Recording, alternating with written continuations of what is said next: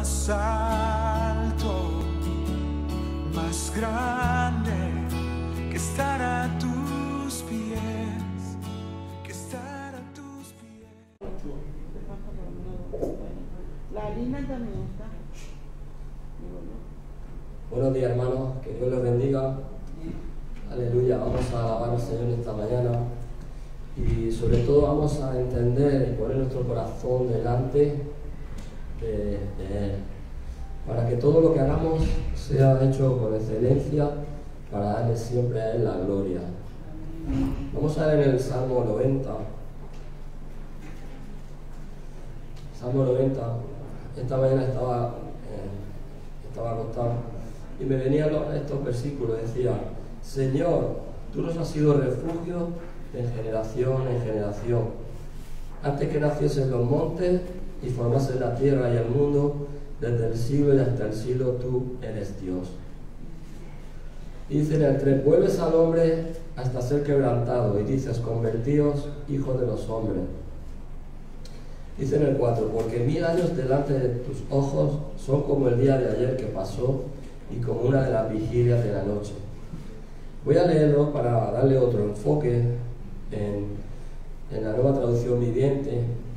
Y dice así en el 1: Señor, a lo largo de todas las generaciones tú has sido nuestro hogar. Ahí ponía: tú has sido nuestro refugio, y aquí dice: tú has sido nuestro hogar. Pero es que hogar lo podemos cambiar también por más palabras, porque hogar no solo significa un sitio, sino el hogar significa los que forman ese sitio, las personas que viven dentro de ese sitio. Puede ser tu casa o puede ser la iglesia. Dice en el 2: antes que nacieran los montes y crearan la tierra y el mundo. O sea, lo está explicando muy bien. O sea, nos está diciendo que antes de que todo fuera formado, dice, desde los tiempos antiguos y hasta los tiempos postreros, tú eres Dios. Tú haces que los hombres vuelvan al polvo, cuando dice vuélvanse al polvo mortales.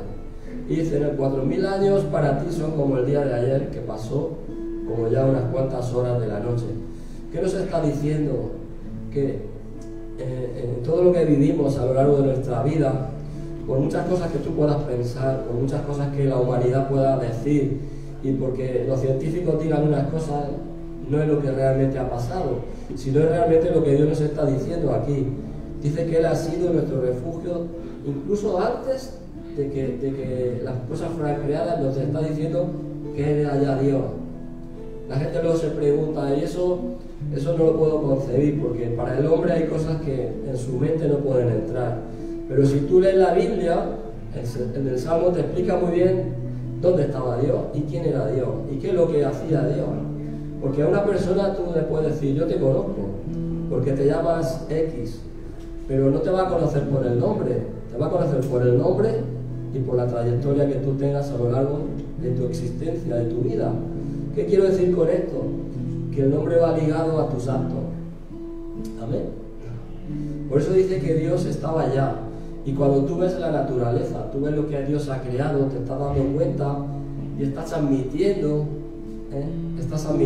que Dios ya estaba allí. Porque eso no puede salir de algo que no existe. ¿Me entiendes lo que quiero decir esta mañana? El hombre tiene que entender que una cosa se ha formado por algo. Pero lo que aquí te está explicando, que dice que desde antes que nacieran los montes y crearon la tierra y el mundo, y desde los tiempos antiguos y hasta los tiempos posteriores, tú eres Dios. Amén. Viene a ser como la canción que canta Marco Witt, que dice: sigue siendo Dios, pase lo que pase y pueda pasar, por mucho que tú puedas pensar otra cosa, Él sigue siendo Dios, porque ya lo era desde el principio y lo será hasta el final. Amén. Aleluya. Vamos a orar. Señor, te damos las gracias por tus revelaciones que tú nos haces, Señor, con tu palabra. El hombre siempre está comiéndose la cabeza, entendiendo cada cosa, si 2 y 2 son 4, pero Señor mío, sabemos que todo ha sido hecho por ti y para ti. Te damos la gloria, Padre Santo, y todo lo que vamos a hacer en este momento y todo lo que vamos a cantar, Señor, es para ti, Señor. No es con otro propósito de que nos vean. Sí, Señor. Sí, aleluya. Aleluya, Padre. Todo tiene un propósito, Señor, y lo que hacemos es para ti y por ti, Padre. En el nombre de Jesús, Señor. Amén. Amén. Sí, sí.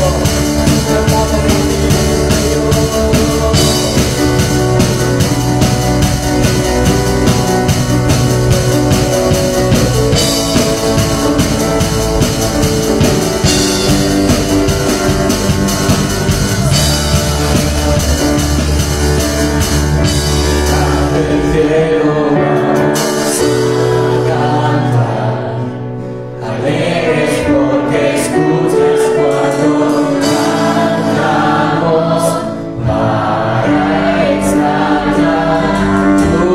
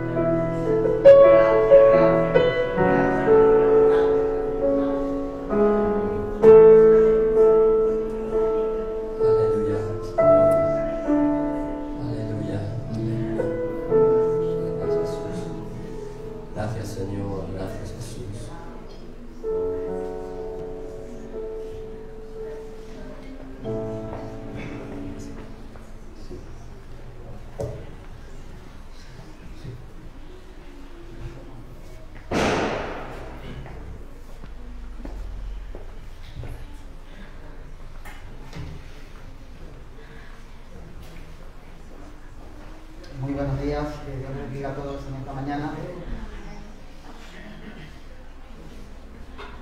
Hemos estado cantando que no hay lugar más alto que estar en los pies de Jesús.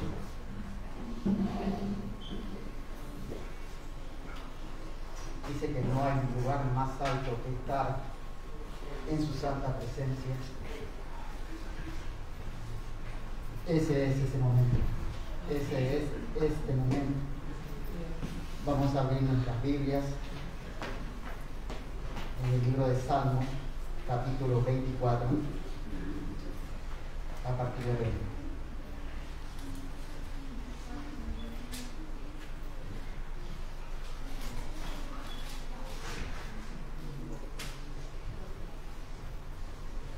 Y dice: de Jehová es la tierra y su plenitud, el mundo y lo que él habita es de él, porque él la fundó sobre los mares y lo afirmó sobre los ríos. ¿Quién subirá a su monte de Jehová? ¿Y quién estará en su lugar santo? El limpio de manos y puro de corazón, el que no ha elevado su alma a cosas vanas, ni jurado con engaño. Él recibirá bendición de Jehová y justicia de Dios de salvación. Tal es la generación de los que lo buscan, de los que buscan tu rostro, oh Dios de Jacob. Mis amados hermanos, nosotros no nos pertenecemos a nosotros mismos, ni lo que tenemos, ni nuestros hijos nos pertenecen. Todo le pertenece a Dios. Si reconocemos esto y tenemos esta revelación de parte de Dios, Dios nos bendecirá, nos prosperará y nos llevará por senda de justicia. ¿Quién en esta mañana quiere subir al Monte Santo? ¿Quién quiere estar en las bodas del Cordero? ¿Quién quiere comer en la mesa del Rey? Pues Él lo tiene todo preparado. Tenemos que ser verdaderos adoradores en espíritu y en verdad. Porque un hijo obedece a su padre. Y Él nos demanda: busque el rostro del Rey. Porque en Él está la vida. En esta mañana, amado Dios, te pedimos que tú toques nuestro corazón. Todos nuestros bienes, todo lo que nos pertenece es tuyo, Señor. Queremos darte de corazón lo que tú nos has dado. Queremos ofrendarte. Queremos servirte con todos nuestros bienes, con todo nuestro corazón, Señor. Toca nuestro corazón y llévanos, Señor, a nuevos niveles de fe, Señor, de espiritualidad. En el nombre de Jesús te pedimos. Amén.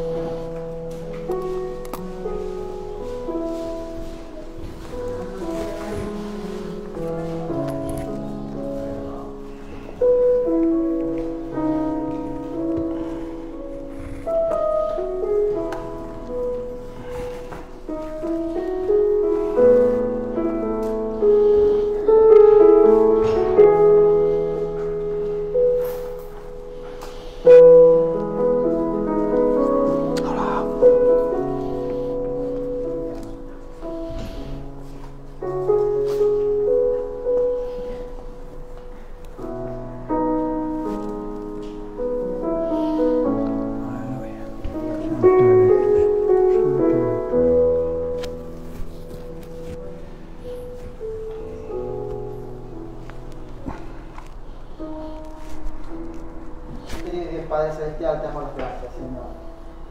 Gracias por lo que tú has puesto en nuestro corazón, Señor. Por lo que tú tienes preparado para nuestras vidas, Señor. Sabemos que tú tienes cosas buenas, Señor. Palabras de bien para nuestras vidas, Señor. Gracias por lo que tú nos has dado, Señor. Te damos las gracias, Señor, en esta preciosa mañana, en el nombre de Jesús. Amén. Amén.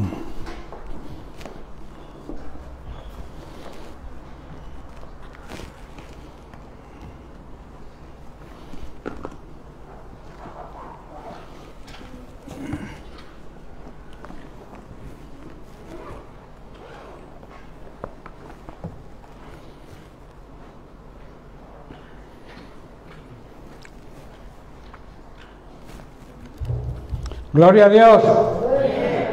Qué bueno es Dios, amén.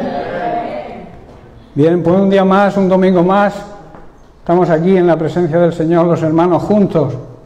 Es bueno estar los hermanos juntos y en armonía, en un mismo sentir, un mismo pensar, y sobre todo pensar como Dios piensa, sentir como Dios siente, y como suelo decir yo siempre, amar como Dios nos ama. Y amar a los demás, amarlo a Él en primer lugar, porque cuando amamos a Dios de verdad, amamos también a los demás. Eso es una regla que se cumple. Si tú no amas a Dios, es imposible que puedas amarme a mí. Primeramente, el amor de Dios se derramó en nuestros corazones por el Espíritu Santo el día que nos convertimos, y a partir de ahí el Espíritu Santo va generando ese amor y nosotros debemos transmitirlo a los demás. Es una cualidad, como estamos estudiando, es una cualidad del fruto del Espíritu Santo, el amor, que como siempre he comentado es la base donde se desarrollan las demás características del fruto. Si no hay amor, no hay nada más. Bien, pues quiero seguir tratando, bienvenidos a todos una vez más, un saludo a los que nos siguen en redes sociales. Quiero seguir tratando el tema que llevamos ya, creo que esta es la 9ª semana. No os preocupéis porque no cambiemos el tema, porque este tema es esencial, es primordial y tiene mucho de donde sacar. Yo no sé cuándo terminaremos, pero igual nos metemos en el año que viene y seguimos predicando sobre este tema, porque es necesario saber cómo debe andar la iglesia verdadera, cómo debe andar, cómo debe comportarse en el tiempo en que nos ha tocado vivir, tiempos difíciles, hay que reconocer, ¿verdad? Por eso hay una serie, decíamos, de principios, una serie de parámetros, de reglas que debe seguir la iglesia para que sea la iglesia que Dios quiere que seamos, esos principios que Dios nos exige como su iglesia, como su familia que somos. Y decíamos también, voy a hacer un cortito resumen para ponernos al día, decíamos también que a la iglesia se le ha concedido un enorme privilegio, que es ser la novia del Cordero, ser la novia que se va a desposar cuando Jesús venga en su segunda venida en las llamadas bodas del Cordero. Y nosotros, la iglesia, somos la novia. Y la novia debe, como dice Apocalipsis 19:8, debe vestirse de lino fino, que esto significa la forma de vivir de un pueblo santo, de un pueblo escogido por Dios, transformado por el poder del Espíritu Santo y apartado y dedicado a servirle. Esas son las características de la iglesia verdadera, apartada de toda contaminación, transformada, porque si no hay transformación, si somos los que éramos antes de convertirnos, es que no nos hemos convertido de verdad. Debe haber una transformación, por eso es la iglesia transformada y también apartada para un uso sagrado. El uso sagrado es servirle a Dios como Él se merece. Y estamos en el primer principio todavía, mira tú por dónde, si nos queda tiempo y nos queda tema. El primer principio era que debemos ser una iglesia fundamentada en Cristo, arraigada en su palabra y siendo guiada por el Espíritu Santo. Precisamente en este enfoque estamos, en que la iglesia debe ser guiada por el Espíritu Santo. El Espíritu Santo tiene que ser nuestra guía. Hablamos de las funciones del Espíritu Santo y también empezamos a tratar el fruto que el Espíritu Santo produce en aquellos que realmente tienen el Espíritu Santo, porque el Espíritu Santo es un don, es un regalo que recibimos cuando nos convertimos. El Espíritu Santo, que es Dios, vino a hacer morada en nosotros como individuos, como personas físicas, pero también como congregación, como iglesia. ¿Dónde mora el Espíritu Santo hoy? Primeramente en nuestro corazón, en nuestro ser, o debe morar. Y segundo, en la congregación, en la iglesia. Por eso he dicho al principio que tenemos que estar en un mismo sentir, porque ese sentir lo pone el Espíritu Santo. Si vivimos de acuerdo al Espíritu Santo, debemos tener el mismo sentir y el mismo pensar y tener la misma visión. No podemos tener uno una visión y otros otra, eso no es unidad. La unidad debe ser en el Espíritu. Ninguna otra unidad le sirve a Dios, ninguna otra unidad es válida para Dios. Dios exige la unidad en el Espíritu. Por eso es imposible que yo me pueda poner a orar con personas, con denominaciones que no siguen las enseñanzas de Cristo.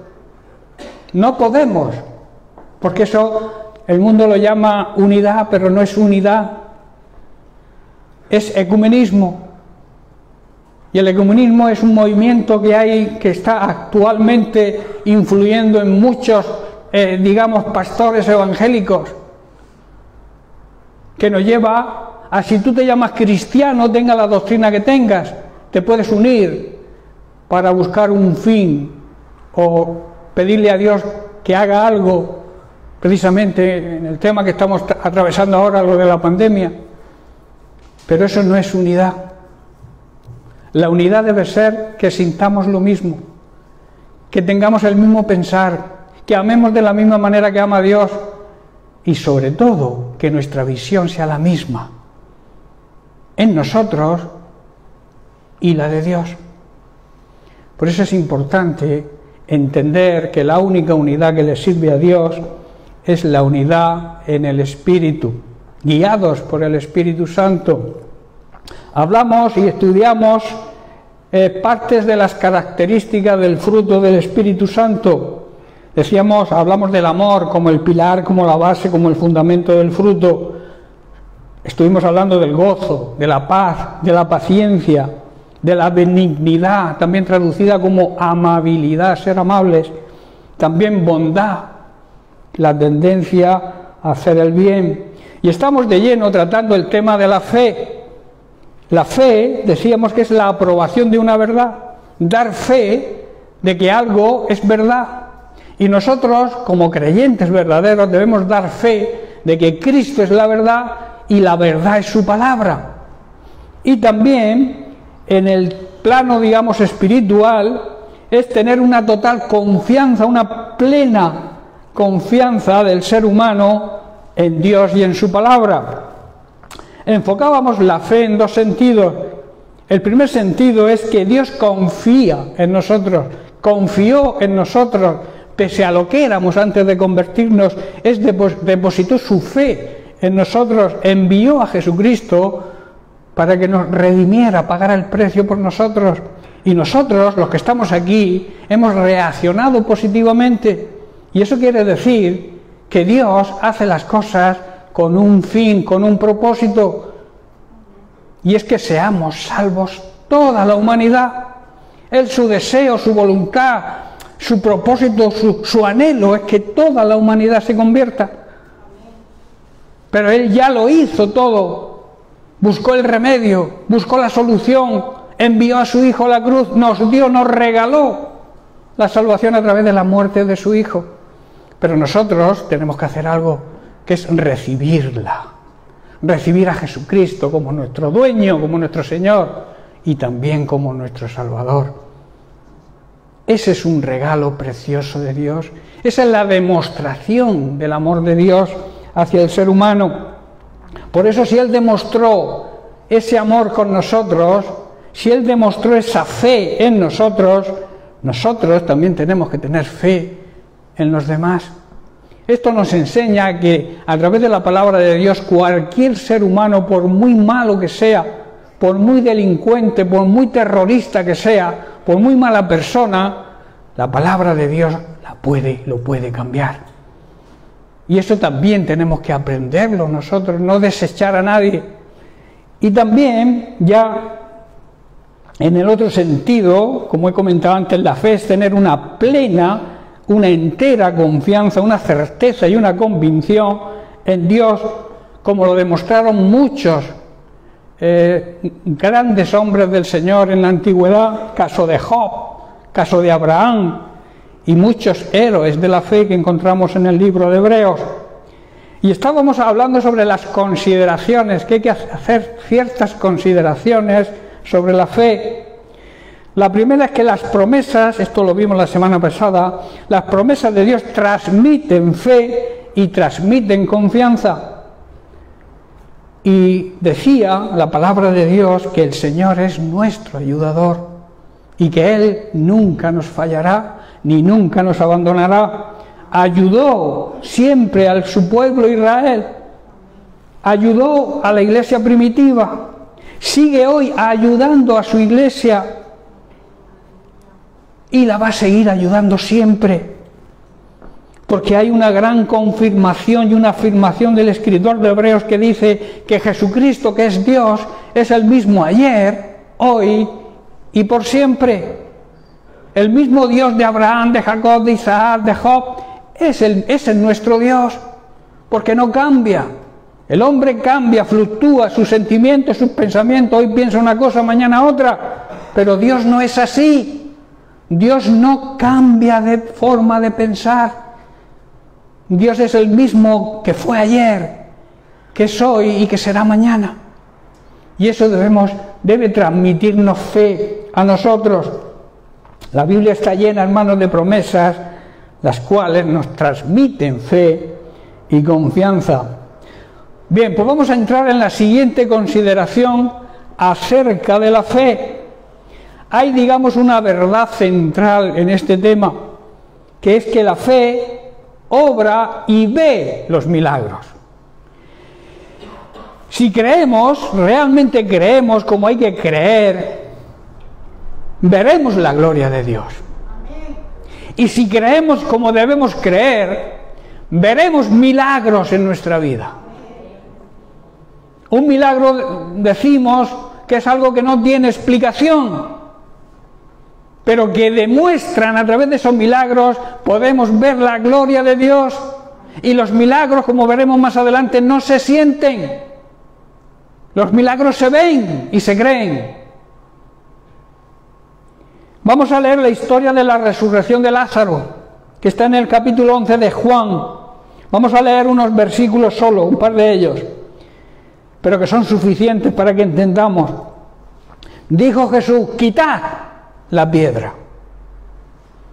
Esto a mí me da una enseñanza tremenda para hoy nosotros. Nosotros somos los que tenemos que quitar toda serie de obstáculos que impidan nuestra resurrección espiritual. Hay obstáculos que están ahí, que impiden y que nos mantienen muertos espiritualmente. Pero Jesús te dice: quita la piedra, quita el obstáculo y verás la gloria de Dios. Jesucristo no quitó la piedra, ¿verdad? Se lo dijo a los que estaban allí: quitad la piedra. Hay algo que tienes que hacer tú, que tengo que hacer yo, y es quitar todo obstáculo que impida mi resurrección a una nueva vida. ¿Estáis entendiendo?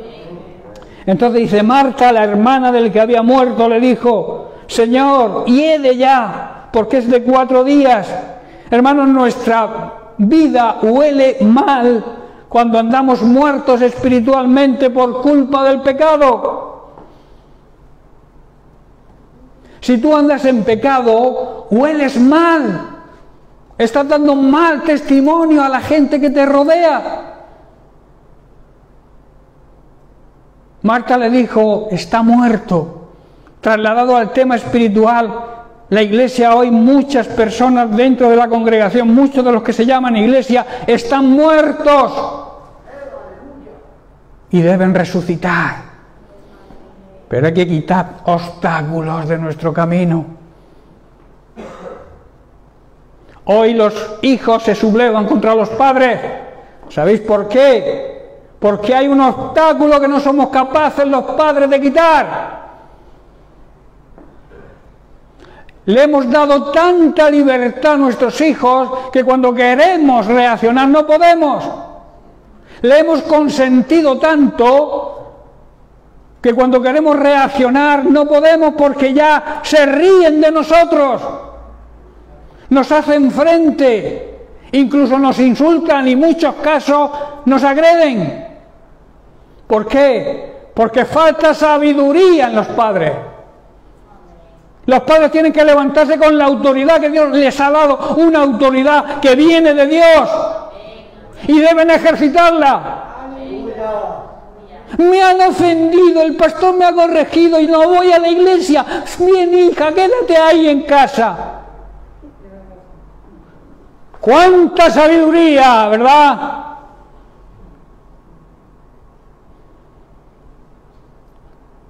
Nos falta mucha sabiduría. Hay muchas personas que conocen, saben, pero no aplican lo que saben. Por tanto, no son sabios, son necios. aunque sepan. Hay muchos que conocen la verdad, hay muchos que tienen inteligencia para entender la palabra de Dios, pero al no aplicarla no son sabios, que es la diferencia entre inteligente y sabio. Inteligente es el que conoce, y el sabio es el que aplica lo que conoce a su vida. ¿De qué me sirve saber las cosas si no las aplico? Luego nos quejamos. Mi hijo se ha ido al mundo, nació en la iglesia, se bautizó, llega la edad de la rebeldía, empiezan rebelándose por los padres, luego se rebelan en la iglesia, y cuando vienes a darte cuenta, se han ido al mundo, se han perdido, y no los podemos recuperar, porque hemos sido necios, aún sabiendo lo que tenemos que hacer. No sé si me estoy explicando esta mañana. Quitad la piedra, quitad todos los obstáculos que haya para que resucitemos nosotros y nuestros hijos a una nueva vida. Pero debemos actuar con sabiduría. Jesús le dijo a Marta, ¿no te he dicho que si crees? La creencia va asociada a la obediencia. El que cree, obedece. El que no obedece es el que no cree.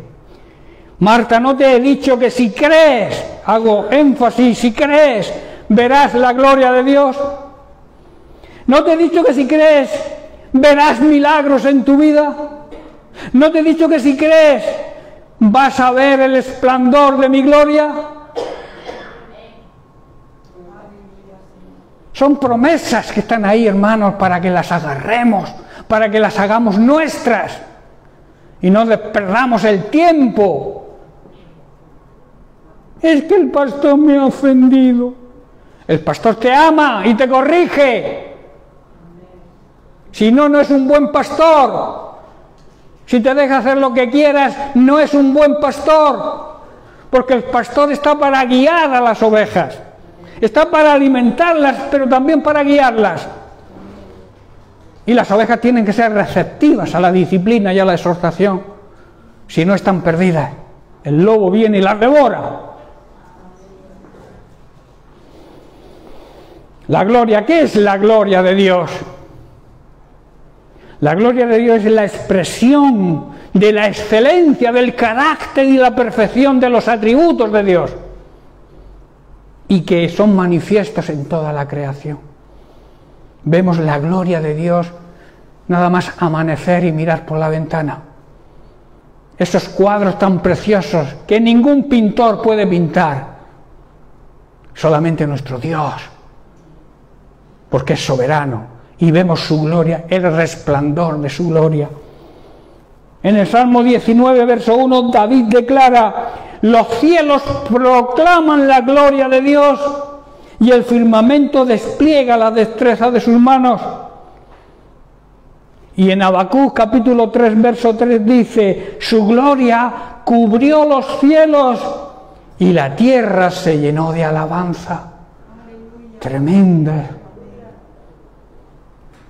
Su brillante esplendor de su gloria, el esplendor de su gloria, está diciendo aquí el profeta, llena los cielos y la tierra se llena de alabanza hacia Él. Su iglesia debe reconocer esto y debemos alabar a Dios. Y también la alabanza está relacionada con la obediencia. Si tú alabas y desobedeces, eso no es alabanza. Eso es hipocresía. Cuando tú alabes a Dios, demuestra, en medio de esa alabanza, demuestras esa alabanza con tu obediencia. Si no, no es alabanza verdadera. Esta gloria de Dios se reveló primeramente en Cristo. Se reveló después a los hombres.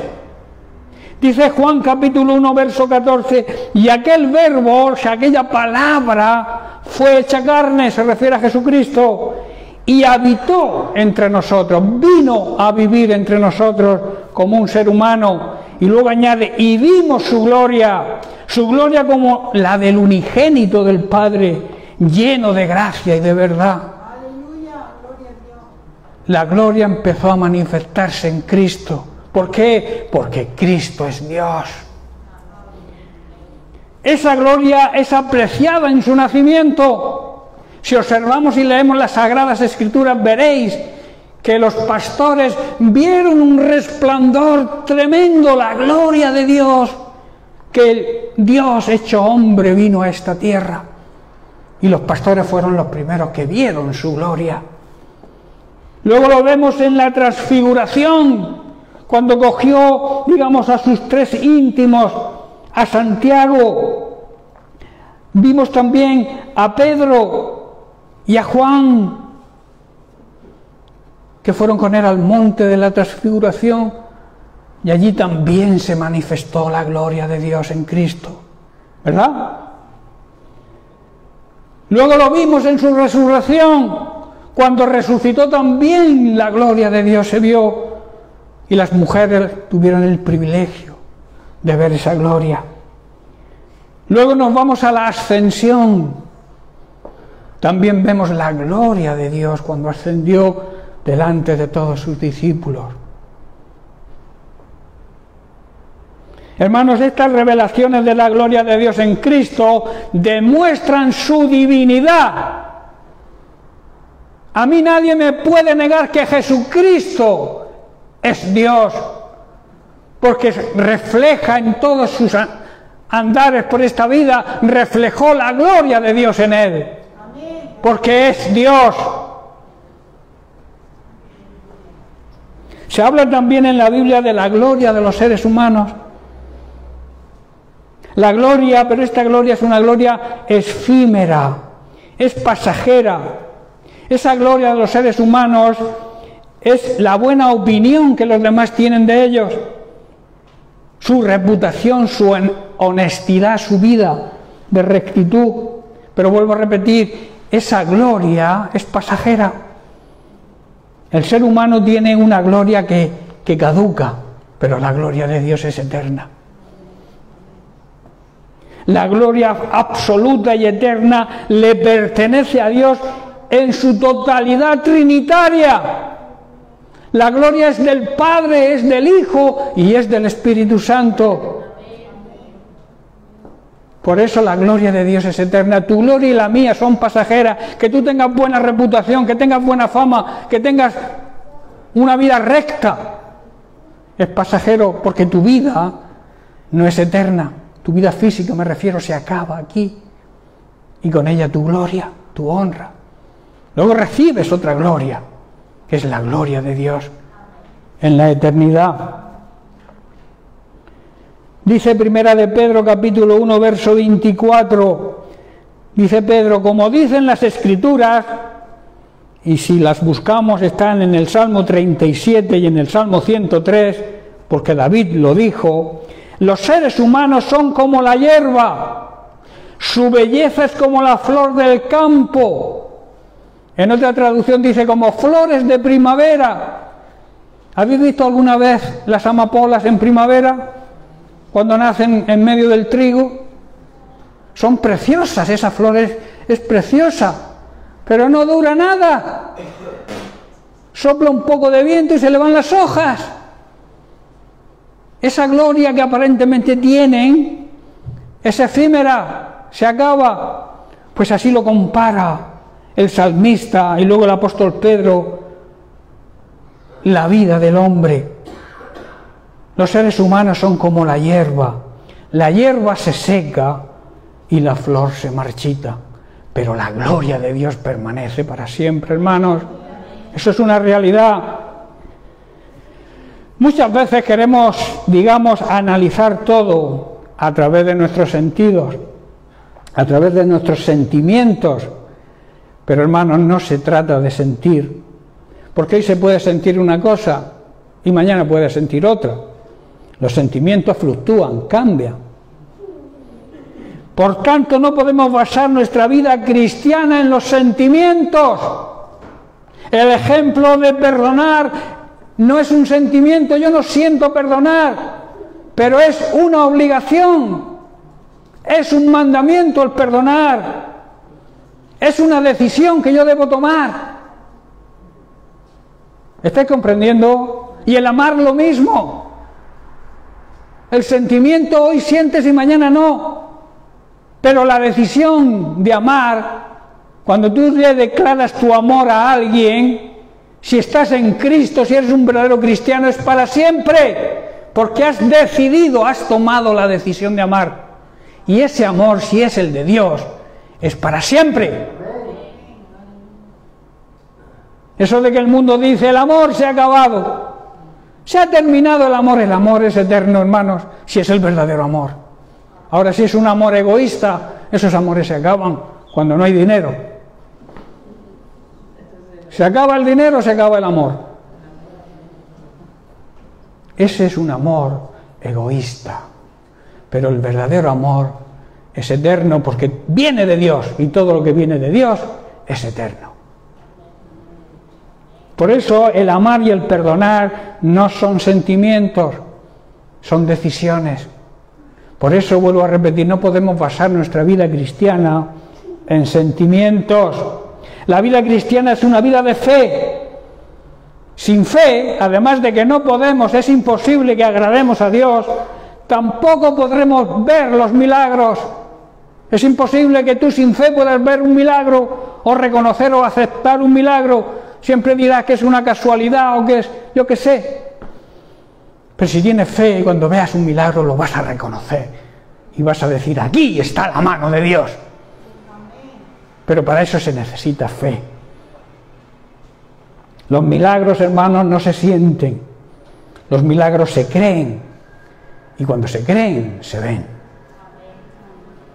Por estos motivos que le dice Jesús a Marta, no te he dicho, y vuelvo a hacer énfasis, que si crees, verás la gloria de Dios. Y fíjate en una cosa, Jesús no le está hablando de sentimientos, le está hablando de fe.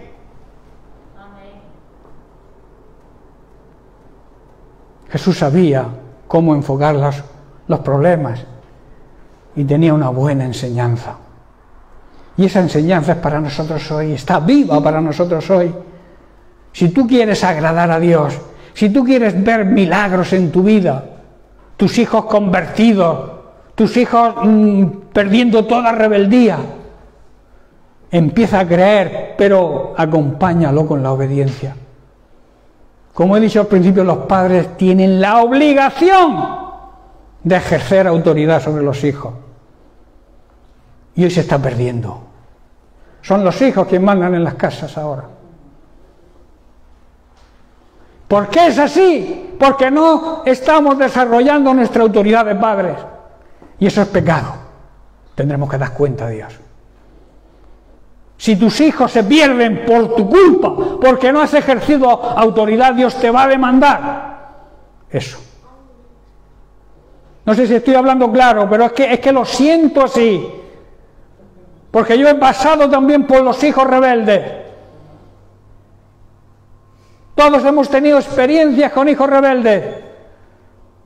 Por eso yo como pastor, y he pasado por eso, cuando ejerzo autoridad, cuando exhorto a una persona, es porque he pasado por ahí, tengo la experiencia y sé cómo actuar. Por eso no te ofendas cuando yo te diga algo. Enseguida se me enfada la gente. Pero bueno, es que somos perfectos. ¿Hay alguno aquí que llega a la perfección de Dios para que no pueda ser corregido? ¿Hay alguien? Decidme. Entonces, ¿por qué no aceptamos la corrección? ¿Por qué no aceptamos la exhortación? ¿Por qué no aceptamos la disciplina? La disciplina, estoy de acuerdo, al principio hace daño, tanto al que la recibe como al que la impone. Pero al final da fruto. Eso es lo que la palabra de Dios enseña. Seamos sabios, apliquemos lo que sabemos a nuestra vida. No seamos necios. Siempre que potenciemos nuestra fe a través de leer, a través de meditar, a través de escuchar la palabra de Dios, veremos milagros y veremos su gloria. La resurrección de Lázaro era un milagro. Por tanto, no podía nadie razonar. Por eso la insistencia del Señor en que debemos fomentar nuestra fe. Dios depositó cuando nos convertimos una pequeña medida de fe en nosotros.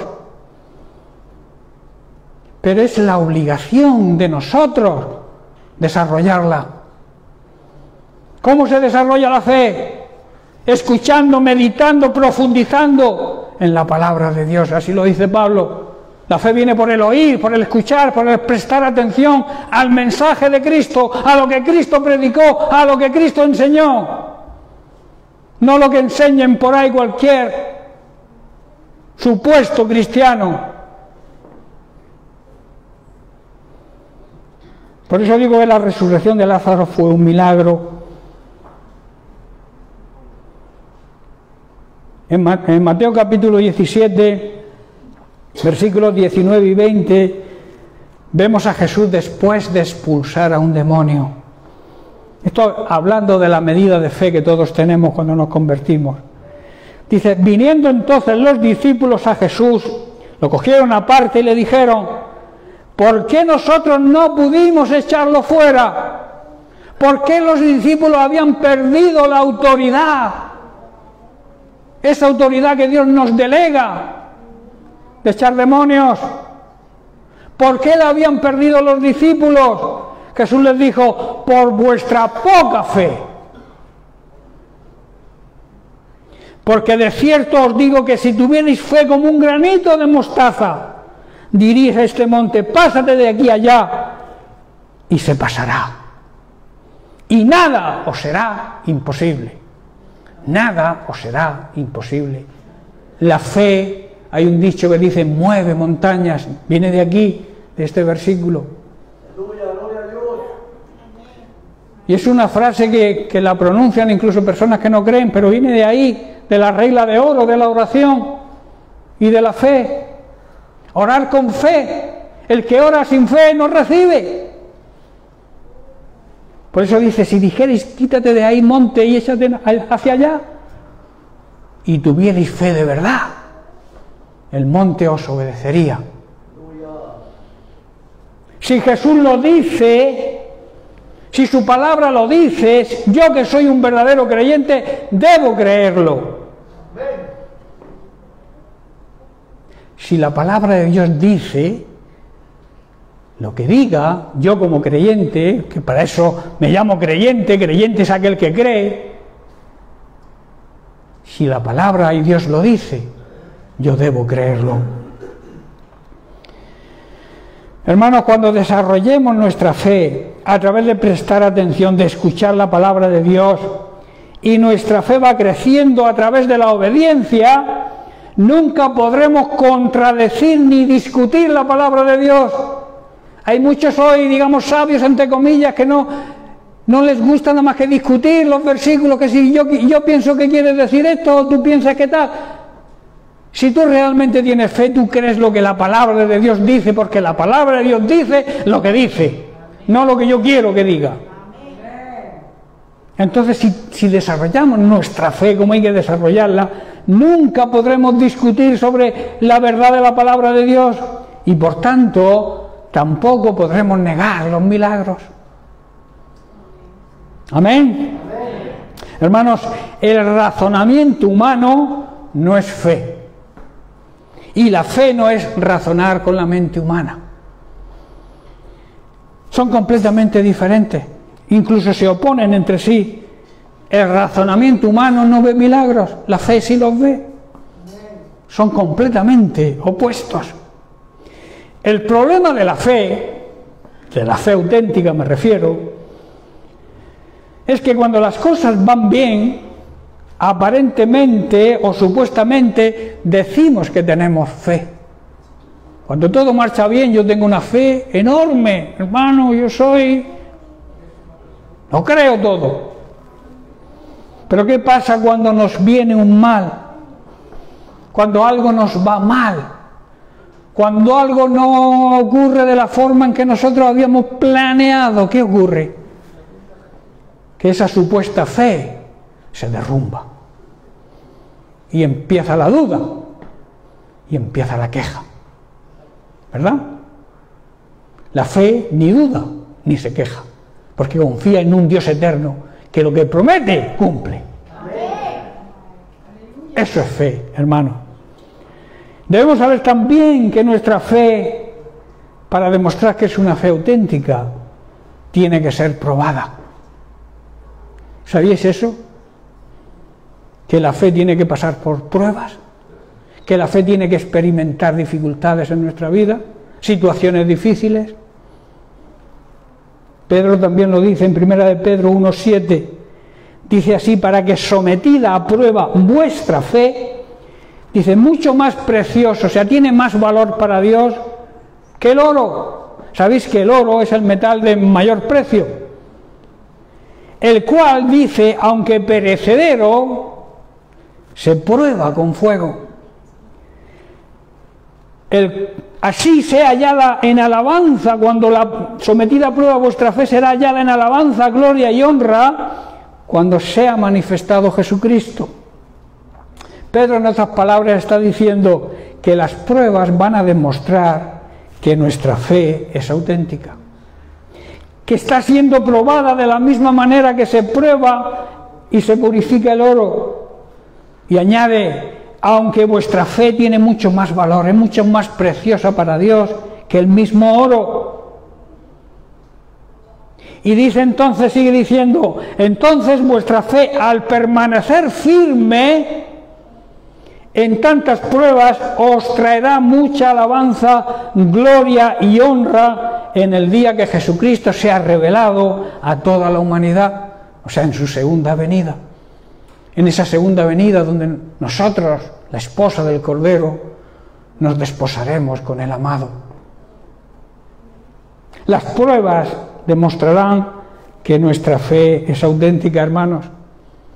Por eso cuando seas probado, cuando estés atravesando algún problema, tienes que darle la gloria a Dios, porque a través de esa prueba tú vas a aprender, te vas a hacer fuerte para quizá afrontar pruebas más difíciles que vendrán. ¿Quién imaginaba hace años que nos vendría la epidemia o la pandemia que estamos padeciendo? ¿Quién podía pensar en su mente que eso podría ocurrir? Pero ha ocurrido. Y si nosotros estamos fortalecidos a través de pruebas anteriores en nuestra fe, que nos echen COVID, ¿verdad? Afrontaremos cualquier situación, por muy difícil que sea, pero para eso necesitamos fe, ¿verdad? Estoy hablando de fe todo el rato, toda esta mañana estoy hablando de fe, que es la palabra, digamos, no mágica, no me gusta esa palabra, es la palabra base de la vida cristiana. Una vida cristiana sin fe no es vida cristiana. El cristiano debe vivir por fe, no por vista. Por eso las pruebas, vuelvo a repetir, van a demostrar que nuestra fe es auténtica. El fuego de la prueba va a demostrar lo que realmente creemos. Nuestra fe debe pasar por el crisol de la prueba. Y hay una gran recompensa, hermanos. Hay una gran recompensa. Dios siempre premia nuestra fe.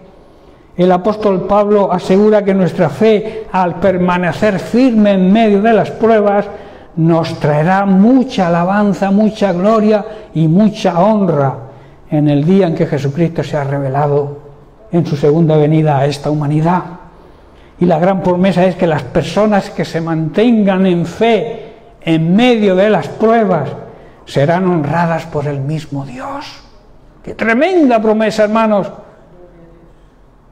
Que si yo me mantengo fiel, si yo me mantengo firme en la fe, si yo sé en quién he creído y sigo creyendo, el mismo Dios me va a honrar.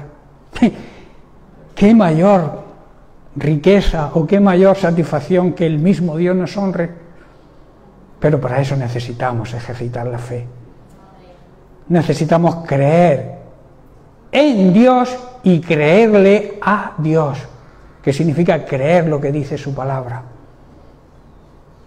Y será hecho todo aquello que le pidamos, porque si conocemos su palabra siempre vamos a pedir de acuerdo a su voluntad, y Dios nos va a conceder lo que le pidamos.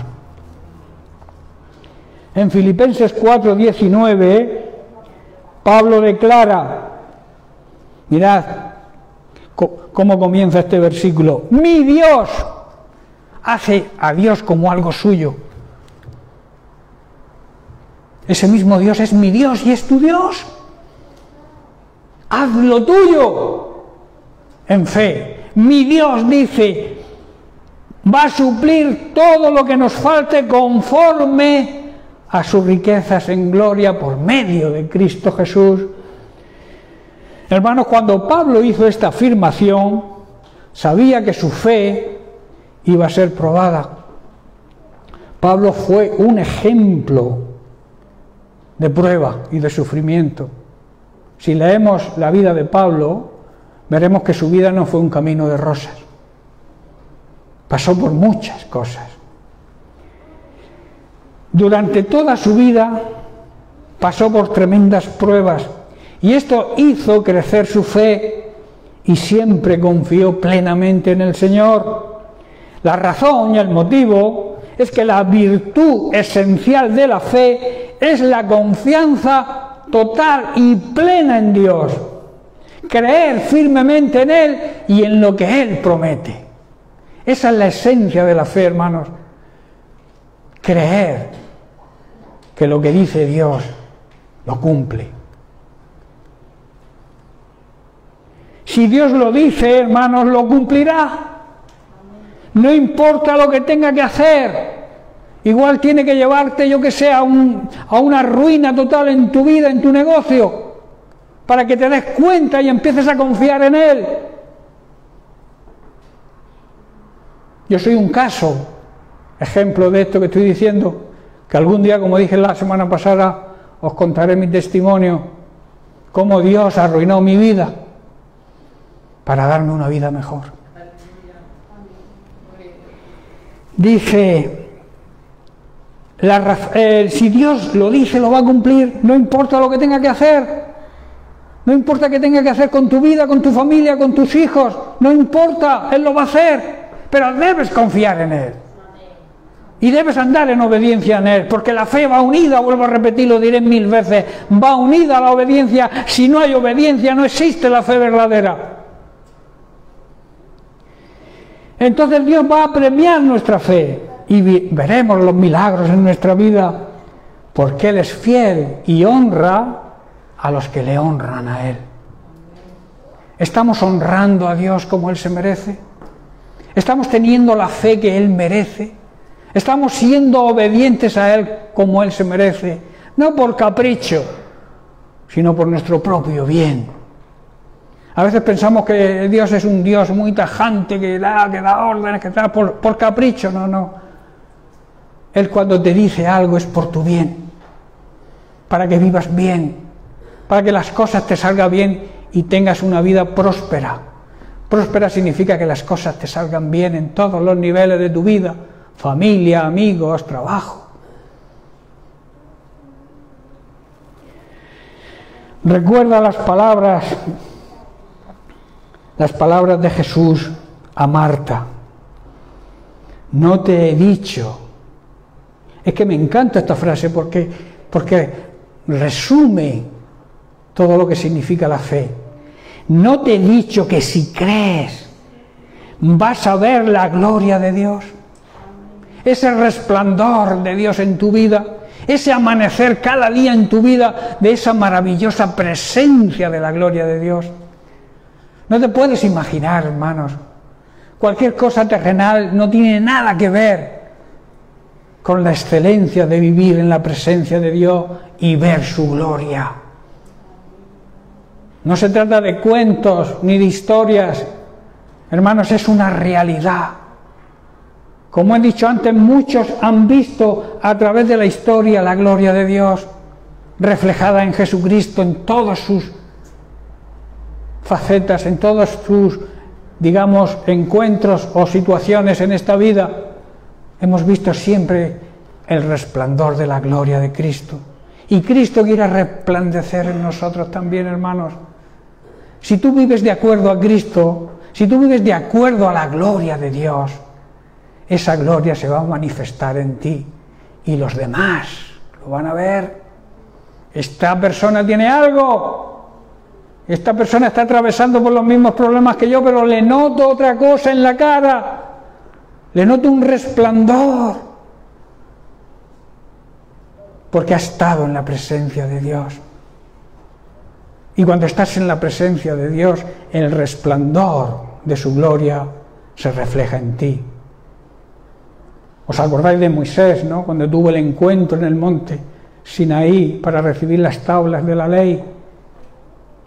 Cuando bajaba del monte, él no se dio cuenta, pero cuando bajaba del monte, la gente tenía que cubrir su cara por el resplandor que fluía, que salía de la cara de Moisés. Esa es la gloria de Dios reflejada en su vida. ¿Por qué? Porque estaba en la presencia de Dios. Si tú estás en la presencia de Dios, hermano, si tú vives en la presencia de Dios, la gloria de Dios va a reflejar en ti y los demás la van a ver. Por eso, y termino ya, si creemos de verdad, hermanos, si tenemos la fe que hay que tener, la fe que ha sido probada a través de las pruebas y del sufrimiento, recordemos que Jesucristo fue experto en sufrimiento, varón de dolores, experimentado, o sea, tuvo una gran experiencia con el sufrimiento. Como yo suelo decir, a Noé le vas a hablar tú de la lluvia, ¿verdad? El que es experto en sufrimiento sabe aconsejar a los demás cuando ve que esas personas están pasando por lo que él ha pasado. Por eso a veces Dios permite que ocurran cosas en nuestra vida para que aprendamos que a través de la prueba podemos dar testimonio también a los demás y los demás puedan acercarse y tú traerles ese consuelo, el mismo consuelo que Dios te ha dado a ti, tú puedas transmitirlo a los demás. Es un gran testimonio que debe dar la iglesia de hoy en día, esa iglesia que debe prepararse, debe andar en los principios que Dios exige para una iglesia verdadera, para poder cumplir el propósito que Dios tiene para ella, un propósito eterno, un propósito hermoso, un propósito que no es egoísta. Él quiere la salvación de su creación.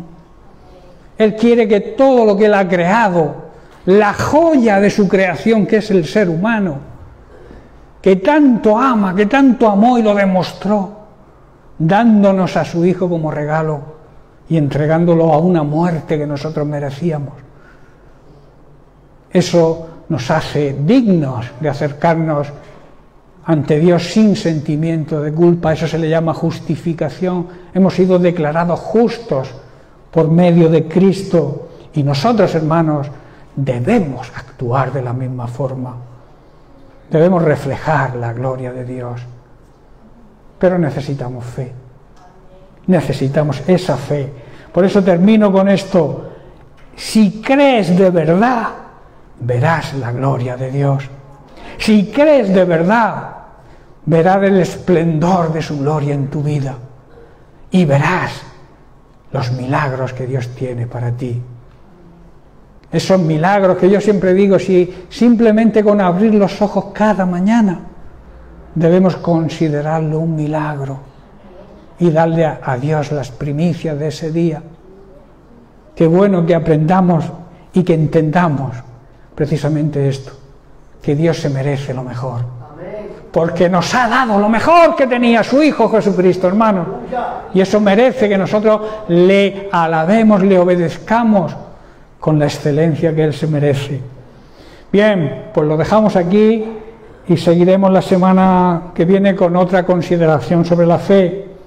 La fe nos acerca a Cristo. Dejo el título y os dejo en suspense para que el domingo que viene vengáis con el deseo de descubrir esa fe que nos acerque a Cristo de verdad. Amén. Que Dios te bendiga.